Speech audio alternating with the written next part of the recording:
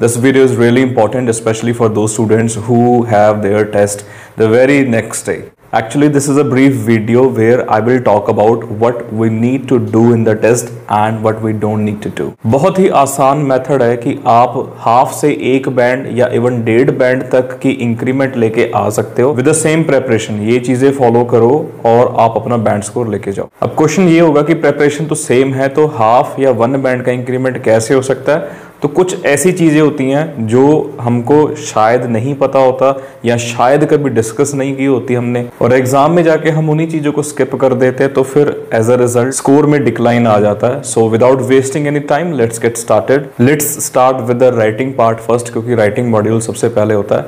देखो, अब सबको ये चीज पता है कि अभी पेन यूज होते हैं, ब्लैक पेन, ये आपको एग्जाम सेंटर में ही मिलेंगे। अब बहुत सारे स्टूडेंट्स के माइंड में ये चीज होती है कि हम अगर करेक्शन करते हैं, कटिंग करते हैं, तो उससे हमारा बैंड स्कोर डिडक्ट होता है।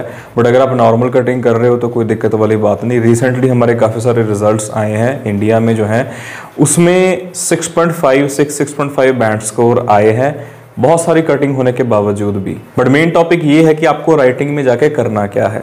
सबसे पहले कंफ्यूजन होती है कि टास्क 1 स्टार्ट करें कि 2 स्टार्ट करें। आप अब तक जो कर रहे हो ठीक है, बढ़िया है, बट अगर मेरा ओपिनियन चाहते हो तो आई वुड से टास्क 2 आप पहले अटेम्प्ट करो, क्योंकि इसकी वेटेज ज़्यादा होती है, आप ज़्यादा टाइम इन्वेस्ट कर सकते हो। टास्क 1 आप 15 मिनट्स में भी निपटा सकते हो, तो टास्क 2 आप पहले करो। जब आप टास्क 2 कर रहे हो तो उसमें कई चीज़ें आपको माइंड में रखनी पड़ती हैं। सबसे पहले तो जस्ट क्वेश्चन को 2-3 बार आप पढ़ो, रीड करो, क्या चीज़ है, क्या क्वेश्चन पुट करा उन्होंने, अग्री डिसएग्री है, टू व्हाट एक्सटेंट है, डिस्कस बोथ व्यूज है कि कौन सा है, उसके अकॉर्डिंग आप अपना टेम्पलेट या फिर आप अपना फॉर्मेट सेलेक्ट करो। अब ये चीज़ आपको पहले क्लियर होनी चाहिए कि अग्री डिसएग्री में आप एक साइड ही जाओगे, या जो भी रिस्पेक्टिव क्वेश्चन टाइप्स हैं उनके फॉर्मेट्स क्या हैं। दूसरी चीज़ आपने क्या करनी है, जो भी आइडियाज़ है, आइडियाज़ आप स्टार्टिंग में डिस्कस करो। ऐसे नहीं है कि आपने स्टार्ट कर दिया लिखना और बीच में जाके आप आइडियाज़ देख रहे हो। पहले आप 4 से 5 मिनट लगाओ, आइडियाज़ देखो, टू व्हाट एक्सटेंट है 70-30 जाओगे बेटर है, ठीक है जी, या 50-50 पार्शली जा सकते हो। अब पहले उसके आइडियाज़ देखो कि इस साइड का ये एक आइडिया है, उस साइड के ये 2 आइडियाज़ है। अब उनको शॉर्ट में आप साइड में लिख सकते हो अपने आंसर शीट के ऊपर, ताकि बाद में एक्सप्लेन करने में आसानी हो। अगर आप साथ साथ करोगे फिर दिक्कत आएगी। इसके अलावा स्ट्रक्चर्स के लिए मैंने बहुत सारी चीज़ें बताई है, आप यहाँ भी देख सकते हो। अ न्यू डिंगूस करके आप लिख सकते हो। ए से ऑल्दो या इवन दो हो गया, एन से नीदर नॉर, ई से ईदर और, डब्ल्यू से वेदर और, डी से डिस्पाइट, आई से इन स्पाइट ऑफ, एन से नॉट ओनली बट ऑल्सो, जी से जेरेंड, यू से अनलेस, एस से सेंस। ये चीज़ें आप पहले नोट कर लो कि आपने एक बीपी में एटलीस्ट 2 स्ट्रक्चर्स को ऐड करने in order to get your desired score. Ideas, structures, formats के अलावा सबसे इंपॉर्टेंट चीज़ होती है पोस्ट राइटिंग। पोस्ट राइटिंग का मतलब राइटिंग के बाद क्या करते हो, तो एक ही चीज़ आती है on top, that is proof reading. Proof reading must है, बहुत ही ज़्यादा जरूरी है। जब तक कि आप प्रूफ रीडिंग नहीं करते तब तक स्कोर में दिक्कत आ सकती है, मिस्टेक्स ज़्यादा हो सकती हैं। जैसे एक स्ट्रक्चर इसमें मैं ऐड कर देता हूँ, it is not possible to score well unless और until you do proofreading. जब तक आप प्रूफ रीडिंग नहीं करते तब तक स्कोर में दिक्कत आ सकती है। इसके अलावा लिसनिंग की ओर बढ़ते हैं। चांसेस काफ़ी हाई होते हैं कि 2 सेक्शंस में जो स्पीड होती है वो ज़्यादा होती है। MCQs 15 to 18 होते हैं, तो जो स्पीड वाला पार्ट होता है ना, डिपेंड करता है whether it can be the first section और द सेकंड सेक्शन और third, what ever section it is. आप फर्स्ट इजी कर रहे हो, बहुत नॉर्मल स्पीड है, जाते जाते जब सेक्शन 2 स्टार्ट होगा तो एकदम से बढ़ जाएगी, आपके 2-3 क्वेश्चन निकल जाएंगे, पता भी नहीं चलेगा। या फिर फर्स्ट सेक्शन से ही बहुत ही ज़्यादा स्पीड अप होगा काम, तो सेकंड में जाके नॉर्मल हो जाएगा, है ना। तो बस आपने अटेंटिव रहना, you have to be attentive, ठीक है। जब आपको टाइम जो भी मिलता है, चाहे क्वेश्चन आपके चेक करने आपने आंसर है ना, you can check your answers, वो वाला टाइम भी आप अपने नेक्स्ट सेक्शन को रीड करने में लगा दो।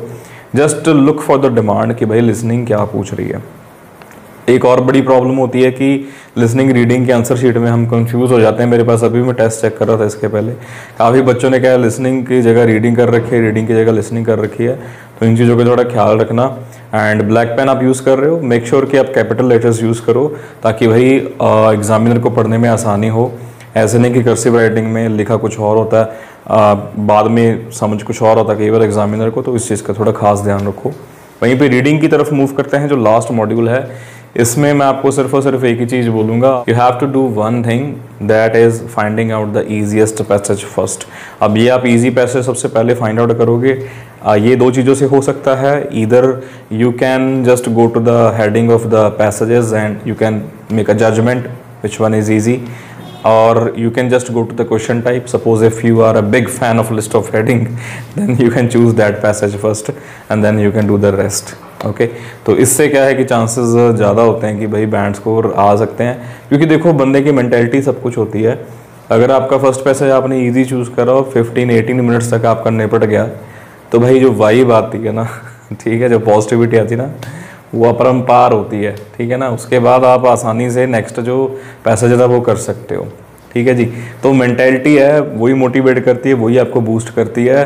तो हर वो चीज़ करो जिससे आपका जो माइंड है वो स्ट्रांग होता है। तो ये कुछ चीज़ें थी, ये कुछ टिप्स थी जिनको आप फॉलो कर लोगे तो बढ़िया चांसेस है बैंड स्कोर आने के। And all the very best, thank you so much for watching, see you in the next video. बहुत इंपॉर्टेंट वीडियोज़ आ रही हैं आगे, बने रहो साथ में भाई, नैया पार हो जाएगी बस प्रैक्टिस करते रहना हमारे साथ, ठीक है जी। All the best.